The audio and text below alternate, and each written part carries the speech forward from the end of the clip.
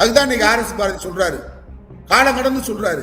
அப்படி நிறுத்தினா கோடை விடுமுறை நீதிமன்றத்துக்கு போனா அங்கேயும் அவர்கள் அவாள்கள், திருப்புறங்குன்ற விஷயத்தில் தலையிட்டவர்கள், திராவிட சித்தாந்தத்துக்கு நேர் எதிரானவர்கள், பொது மேடைகளில் நாங்கள் யார், நாங்கள் அவர்கள் தான், அவாளுக்குத்தான் சரியா இருக்கும் சொன்னவர்கள் தான் இன்றைக்கு நீதிமன்றத்தில் உட்கார வச்சிருக்காங்க. நீதிமன்றத்தின் கதவை தட்டினாலும் திறக்க போறதில்லை. தேர்தல் ஆணையமும் வெளிமாநிலத்துக்காரங்க வந்திருக்காங்க.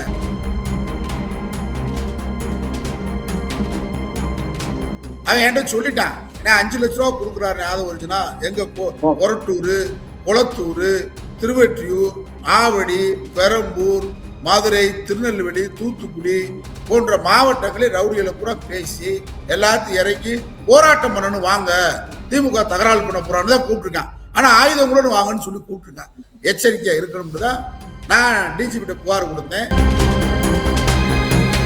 மீறி கலவரம் வருமோ அப்படின்னு சொல்லி அவரே ஒரு ஆளுங்கட்சி இருக்க தரப்பே ஒரு பெரிய கட்சியை சொல்வது சரியா? பியூஷ் கோயல் இதுல எங்க வராரு, அவர் மதுரையில இருந்து அப்படி என்ன ரோல் பண்ண முடியும் நினைக்கிறீங்க?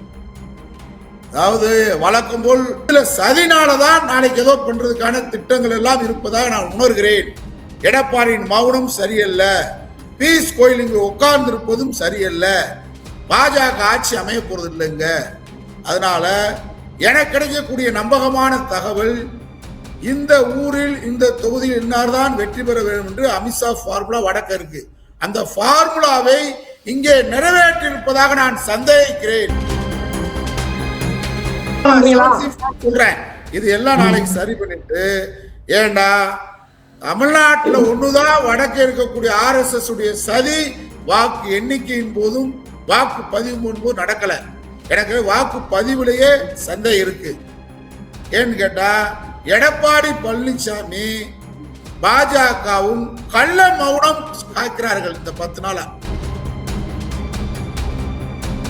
அதுல பேர்லாம் சொல்ல விரும்பல. 5 லட்சம் ரூபா 15 பேர் கூட்டுவாங்க, கடுமையான ஆயுதங்களுடன் வாங்க, நம்ம ரோட்ல பஸ் மறியல் பண்ணணும் அப்படின்னு ஆதவர்ஜுனா ஆள் கூப்பிட்டுருக்காரு. ஆதாரம் என் கையில் இருக்கு. திமுக தன்னுடைய தோல்வி என்னுடைய அச்சத்துல எங்களுடைய வேட்பாளர்களை மிரட்டுறதும்,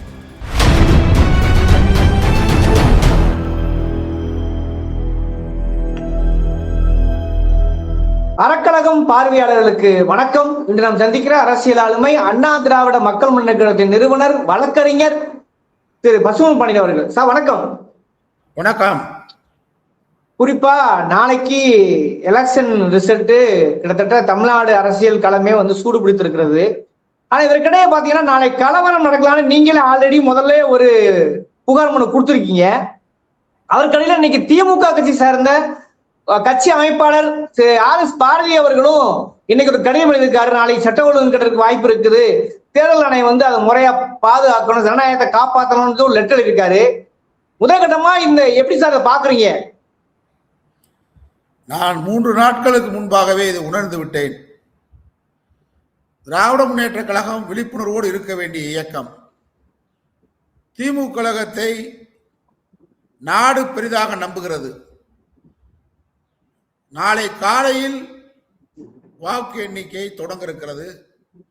காலங்கடந்த நடவடிக்கை என்றாலும் நான் RS பாரதி நடவடிக்கையை வரவேற்கிறேன். நீங்க பார்த்தீங்கன்னு சொன்னா தாவேகா அந்த கட்சி என்ன பண்றாங்கன்னு கேட்டா 234 தொகுதியில அவங்க முறைப்படி பூத் ஏஜென்ட் போடல.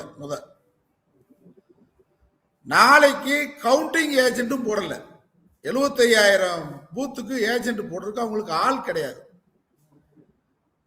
பாஜக RSS சதி கார்பரேட் ஊடகங்கள் பெரிதாக்கி ஆட்சியை பிடித்து விடுவார், அவருக்கு தான் திமுக திராவிட இயக்கங்களை அழித்து விடுவார்னு குருமூர்த்தி விஷமா பார்ப்பனர் விஷத்தை கக்கிறார்.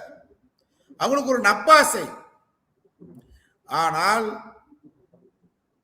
அவர்கள் ஒரு ஃபார்ம் பண்ணி வச்சிருக்காங்க. எப்படி ஃபார்ம் பண்ணி தமிழ்நாட்டில் வச்சிருக்காங்கன்னு கேட்டா, விஜயுடைய மனைவி விவகாரத்து வழக்கு கேட்டு நீதிமன்றத்துக்கு போனா ஸ்டாலின் சதி, விஜய் மகன் விஜய்கிட்ட பேசாட்டி ஸ்டாலின் சதி, அவங்க மக விஜய்கிட்ட பேசாட்டினா ஸ்டாலின் சதி.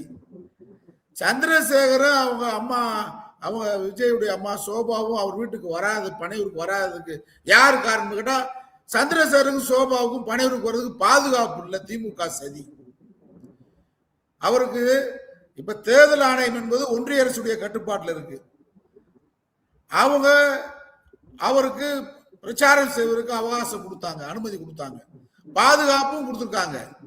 ஆனா திமுக சதி, அவர் ஒரு லேசி, சோம்பேறி. அதனால அவர் என்ன நினைக்கிறார், எல்லாத்தையும் திமுக மேல சதின்ற மாதிரி இளைஞர்கள்ட்ட, புதிய வாக்காளர்கள்ட்ட, இளைஞர்கள்டா ஒட்டுமொத்த தமிழ்நாடு இளைஞர்களே விஜய் பின்னாடி தரல, ஒட்டுமொத்த புதிய வாக்காளர்கள் எல்லாம் விஜய்க்கு பின்னாடி போகல. ஒரு ஃபார்ம் பண்ணி குழந்தைகளை, சிறு குழந்தைகள்கிட்ட போய் ஒரு பிரெயின் வாஷ் பண்றாரு. பிரெயின் வாஷ் பண்ணி குட்டீஸ்களே அப்படின்னு பிரெயின் வாஷ் பண்ணி வச்சிருக்காரு. இப்ப அவங்க எப்படி இருக்காங்கன்னு கேட்டா, நேர செயின்ட் ஜார்ஜ் கோட்டைக்கு போறாரு. நாளைக்கு மதியம் 2 மணிக்கு 4ஆம் தேதி 234 தொழில் வெற்றி பெற்றுவாரு அப்படின்றத ஒரு ஃபார்ம் பண்ணி வச்சிருக்காங்க. இப்ப இந்த தோல்வி அடைவது உறுதி. 8லிருந்து என்னுடைய அரசியல் அனுபவத்துல 11% வாக்குகள் தான் வாங்க முடியும். அது ஒரு சில தொகுதியில தான், சராசரி 234 தொகுதியில் அவரால் வாங்க போறது இல்லை. இப்ப நாளைக்கு ஒட்டுமொத்தமா கவுண்டிங் ஏஜென்ட் போட்டிருக்காரா அந்த கட்சிக்கு? இல்ல. ஆனா ஒரு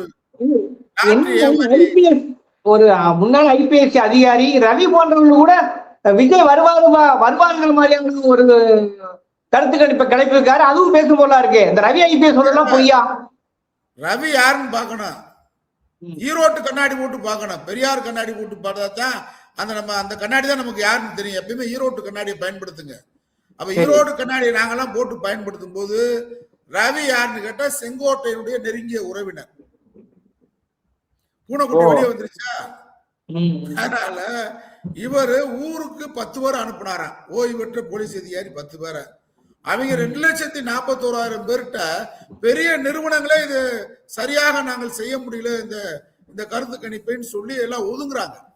உண்மையான பெரிய நிறுவனம் இந்த கருத்து கணிப்பை எங்களால இப்போ என்னன்னு கேட்டா, இப்போ புதிதாக இந்த இருக்கக்கூடிய இளைஞர்கள் மத்தியில் ஒரு பீதியை, ஒரு மாயை உருவாக்கி இருக்கிறாங்க.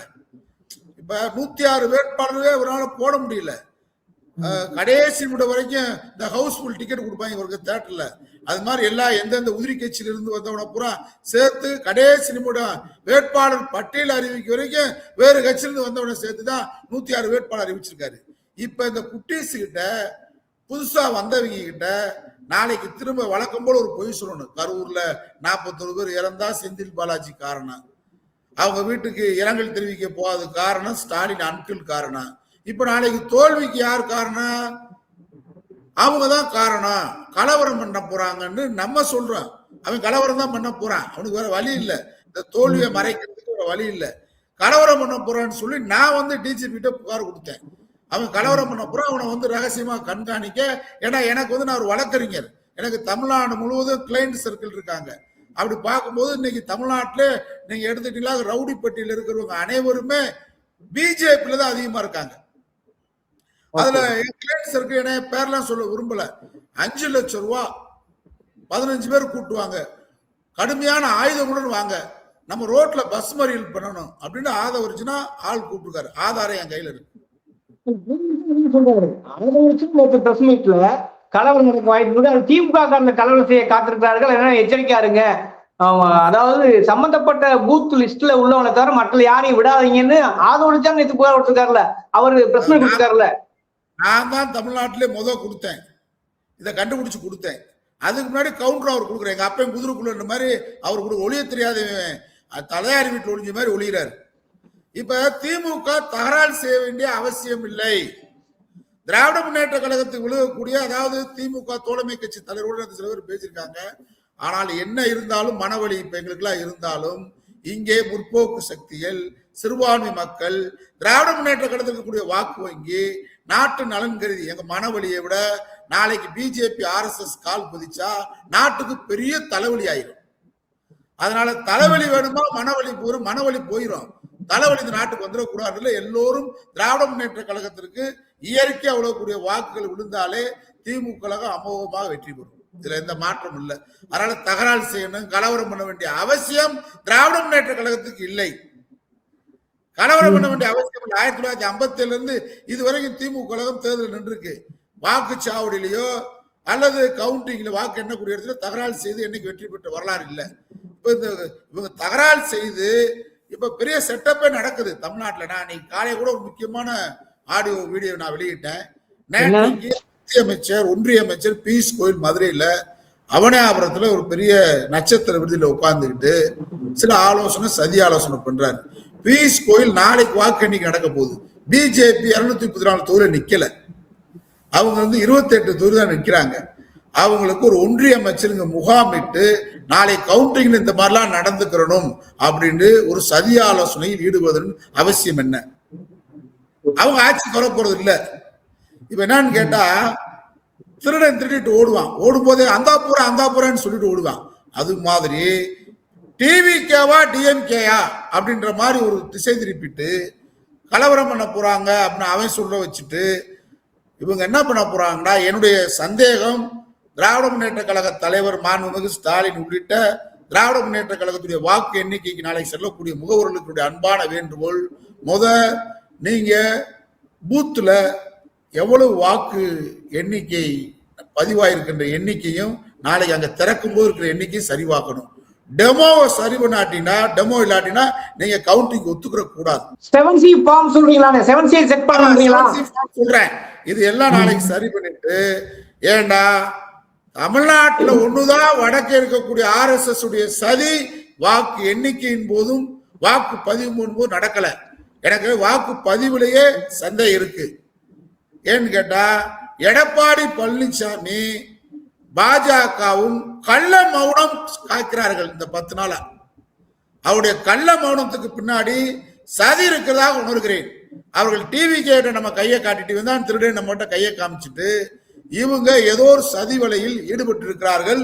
நாளையும் ஈடுபடுவார்கள் என்று நம்புகிறேன். விழிப்புணர்வோடு இருக்கணும். அதனால கலவரம்ன்ற பீதியை காமிச்சிட்டு டிவிகேவா டிஎம்கேவா அப்படின்னு அவனை பேச வச்சது RSS தான். இந்த விஜயை பேச வச்சது. இப்ப கருத்து கணிப்புன்ற திணிப்பை நடத்துறது அவங்க தான். இந்த ரவி மாதிரி ஓய்வு பெற்ற IAS அதிகாரியை வச்சுக்கிட்டு ஒரு நம்பிக்கையை மக்கள்கிட்ட ஏற்படுத்தி, இந்த தோல்விக்கு காரணம் திமுக ஸ்டாலின் சதின்றது இந்த கூமுட்டை கிட்ட தற்கொலை கிட்ட சொல்றதுக்காக தான் இந்த கலவரத்தை காமிக்க போறாங்க.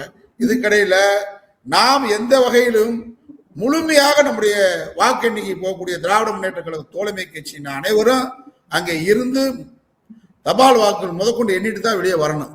வெற்றி உறுதி, அது ஒன்றும் மாற்றம் இல்லை. இயற்கையான வெற்றி திராவிட முன்னேற்ற கழகத்துக்கு உண்டு. சிறுபான்மை மக்கள், திராவிட முன்னேற்ற கழகக்கூடிய தோழமை கட்சிகள், திமுக வாக்கு விழுந்தாலே போதும். அதனால இதுல சதினாலதான் நாளைக்கு ஏதோ பண்றதுக்கான திட்டங்கள் எல்லாம் இருப்பதாக நான் உணர்கிறேன். எடப்பாடியின் மௌனம் சரியல்ல, பியூஷ் கோயல் இங்கு உட்கார்ந்து இருப்பதும் சரியல்ல, பாஜக ஆட்சி அமைய போறது இல்லைங்க. அதனால எனக்கு கிடைக்கக்கூடிய நம்பகமான தகவல், இந்த ஊரில் இந்த தொகுதியில் இன்னார்தான் வெற்றி பெற வேண்டும் என்று அமித்ஷா ஃபார்முலா வடக்க இருக்கு. அந்த ஃபார்முலாவை இங்கே நிறைவேற்றியிருப்பதாக நான் சந்தேகிக்கிறேன். அதனால இங்க ஏற்கனவே திட்டமிட்டு அமித்ஷா ஃபார்முலா நாளை நிறைவேற்றுவதற்கு துடிக்கிறாங்க. அதுதான் இந்த கலவர பீதியை காட்டுறாங்க. இத கலவரத்தை யாரை செய்ய வச்சு தூண்ட போறாங்க? இந்த தற்கொலையை வச்சு செய்ய விட போறாங்க. ஏன்னா அவனுக்கு எதுவுமே தெரியல, திமுக தான் எல்லாமே சதி பண்ணுச்சு அப்படின்ற மாதிரி அவன்கிட்ட ஒரு பிரமைய புதிய வாக்காளர்கள் அவனை நம்புற வேண்டிய உருவாக்கி வச்சிருக்காங்க. அதனால இந்த தற்கொலை மிரட்டல் ஒரு பக்கம் கலவரம் சொல்லி ஆதவர்ஜனா பண்ண வச்சுட்டு, இங்கே அமித்ஷாவும் எடப்பாடி பழனிசாமி பாஜக கூட்டணி ஏதோ சதி வலையில் ஈடுபட்டு கொண்டிருக்கிறார்கள், எச்சரிக்கையா இருக்கணும் அப்படின்னு வேண்டுகோள். திராவிட முன்னேற்ற கழகத்தை பொறுத்தளவில் கலவரத்தை ஈடுபடுத்திதான் வெற்றி பெற வேண்டிய அவசியம் இல்லை. திட்டங்களும் பணமும் மற்றும் அவருக்கு கூடிய ஆட்சியிலே செய்த தொடர்ந்த சாதனைகளும் திமுகவுக்கு பேசும். அதனால இங்கே யாரும் கலவரம் பண்ண வேண்டிய அவசியம் யாருக்கு இல்லைன்னா திமுகவுக்கு கிடையாது. இப்ப பிஜேபியும் எடப்பாடி என்ன பண்றாங்கன்னா, கலவரத்தை இவனை தூண்ட விட்டுட்டு திசை மடை மாற்ற பாக்குறாங்க. எச்சரிக்கையா இருக்கணும்னு தான் நான் டிஜிபிட்ட புகார் கொடுத்தேன். அதை ரொம்ப காலம் கடந்து இன்னைக்கு RS பாரதி போய் திமுக அமைப்பு செயலாளர் கொடுத்திருக்காரு. இருந்தாலும் வரவேற்பு. மீறி கலவரம் வருமோ அப்படின்னு சொல்லி அவரே ஒரு ஆளுங்கட்சி இருக்க தரப்பே ஒரு பெரிய கட்சியை சொல்வது சரியா? பியூஷ் கோயல் இதுல எங்க வராரு? அவர் மதுரையில இருந்து அப்படி என்ன ரோல் பண்ண முடியும் நினைக்கிறீங்க? அதாவது வழக்கம் போல் அந்த வாக்கு இயந்திரத்துல கோளாறு பண்ண முடியும்னு நான் நம்புறேன். அதை தயார் பண்ண ஜப்பானு இன்னைக்கு பயன்படுத்தல. அது தவறு நடக்குதா ராகுல் காந்தி பிராக்டிக்கலாவே எல்லாத்தையும் நிரூபிச்சு காட்டியிருக்காரு. கடந்த நாடாளுமன்ற தேர்தலையும் வடக்கம் முழுவதும் இயந்திரத்தில் வாக்கு கோளாறு செய்துதான் வெற்றி பெற்றிருக்கிறார்கள். அந்த ஃபார்முலா இங்க வெற்றி பெற முடியாது. அதனாலதான் அவங்க விஜயை காட்டுறாங்க, கணக்கு காட்டுறாங்க. அவருக்கு அபரிதமான வாக்கு விழுந்ததாகவும் எடப்பாடி பழனிசாமி முதலமைச்சராக போவதாகவும் அவங்க கணக்கு காட்டுறாங்க. இந்த கணக்கு காட்டுவது நோக்கம் என்னன்னு கேட்டா, திராவிட முன்னேற்றங்களுக்கு பெரிய எதிர்ப்பலை இருந்ததாகவும் அந்த எதிர்ப்பலையின் வாக்குகள் தான் விஜய்க்கு விழுந்ததாகவும் ஏதோ ஒரு சதி நடக்கிறது மட்டும் நாளைக்கு நேரம் உங்களுக்கு தெரிஞ்ச பேட்டியில பிஜேபி எடப்பாடி பழனிசாமி மௌனமா இருப்பதற்கு பின்னாடி சதி இருப்பதாக நான் உணர்கிறேன். அதற்கு உடந்தையாக இந்த தற்கொலை கூட்டம் பயன்படுது, இந்த ஆதவர்ஜனா கூட்டம் பயன்படுது. அதனால கலவரத்துல திமுக சந்திக்காத கலவரம் இல்ல. ஆனா அவன் திமுகவை கலவரம் நான் தான் ஏன் நீ புகார் கொடுக்க வேண்டியதானே? தமிழ்நாட்டிலே நான் தான் இதை உணர்ந்து புகார் கொடுத்தேன். ஏன்னா ரவுடிகள் பூரா எனக்கு வேண்டி இருக்கான், என்கிட்ட கிளைண்டா இருக்கான்.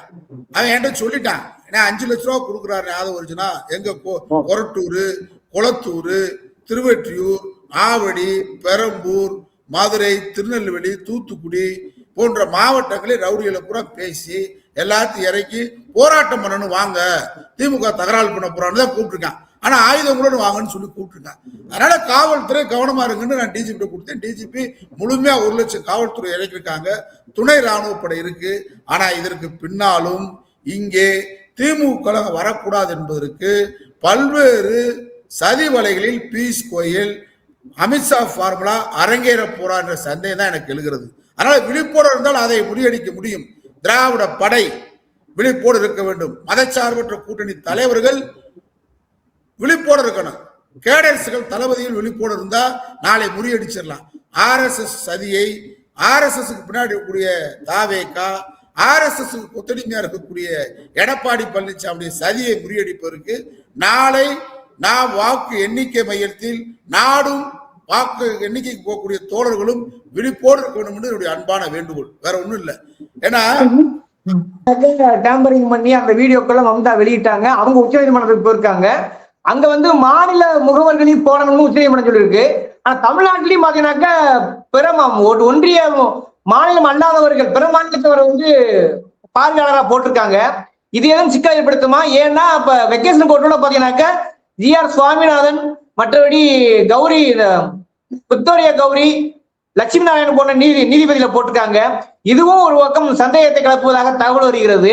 இதெல்லாம் சேர்த்து எப்படித்தான் புரிஞ்சுக்கிறது? அப்புறம் அமித்ஷா ஃபார்முலா மேற்கு வங்காளத்தை பொறுத்தளவில் மம்தா பானர்ஜியும் அவருடைய கட்சியினரும் திரிணாமுல் காங்கிரசும் தெருவில் இறங்கி பிஜேபி அடிச்சு விரட்டுறாங்க. வீதியில் இறங்கி கலவரம் பண்ண வேண்டிய சூழ்நிலை உருவாக்கிட்டாங்க. இங்க வம்புக்கு இழுக்கிறாங்க. இப்ப நம்மள வம்புக்கு இழுக்கிறாங்க. இங்க திமுக வெற்றி பெறும் என்று அவங்களுக்கு தெரியும். அவங்களுடைய உளவுத்துறை, ஒன்றிய உளவுத்துறை சரியா சொல்லிட்டாங்க.